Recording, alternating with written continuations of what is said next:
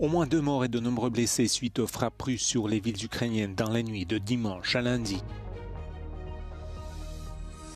Le Royaume-Uni, l'Australie et le Canada ont reconnu l'État palestinien dimanche. La France et plusieurs autres pays devaient suivre cette semaine lors de l'Assemblée générale des Nations unies.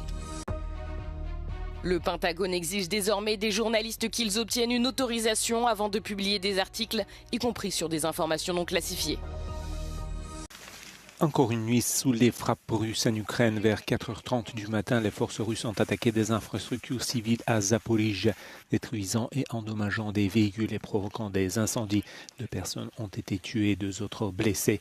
Près de 4 heures du matin, Soumy, dans le nord-est de l'Ukraine, a été visé par les drones qui ont causé de nombreux incendies dans les bâtiments industriels et une école. Au moins une femme a été blessée. Les feux dans les maisons d'habitation ont également été constatés dans la capitale Kiev. Un homme de 32 ans blessé. La nuit précédente, la Russie a lancé 54 drones Shahed de fabrication iranienne visant plusieurs villes ukrainiennes. Ces attaques surviennent alors que la Russie continue d'intensifier son assaut sur le Donbass afin de renforcer son emprise sur l'est de l'Ukraine.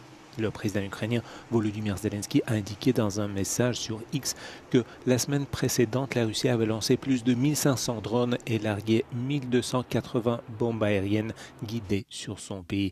Il a appelé les alliés à accroître la pression sur Moscou pour l'obliger à revenir à la table des négociations et rétablir la paix en Ukraine.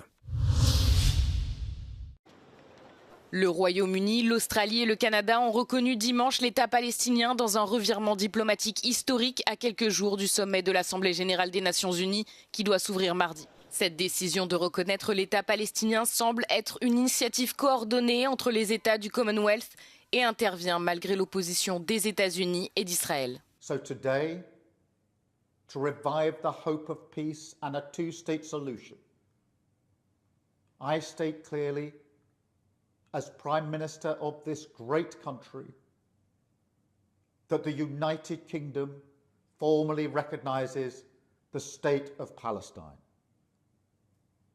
We recognised the state of Israel more than 75 years ago as a homeland for the Jewish people. Today, we join over 150 countries who recognise a Palestinian state also. Keir Starmer a déclaré que cette décision était cruciale pour résoudre la crise humanitaire en cours à Gaza, mais a souligné qu'elle ne constituait pas une récompense pour le Hamas. Les autorités israéliennes ont condamné cette reconnaissance, Benyamin Netanyahou affirmant qu'elle déstabilisait la région et renforçait le groupe militant armé. Dans le même temps, le ministre israélien de la Sécurité nationale, Itamar Ben-Gvir, a annoncé qu'il soulèverait la question de l'annexion de la Cisjordanie lors de la prochaine réunion du cabinet en réponse à ces reconnaissances. Tense discussions are expected at the UN General Assembly High-Level Week. Debates will start Tuesday and runs through next Monday, with leaders from 195 countries taking the stage. Monday could see some Western countries recognizing Palestinian statehood, which is expected to draw a strong reaction from Israeli Prime Minister Benjamin Netanyahu, who speaks Friday. Other hot topics include Iran's nuclear deal and the war in Ukraine, with Ukrainian President Volodymyr Zelensky speaking on Wednesday and Russian Foreign Minister Sergei Lavrov on Saturday.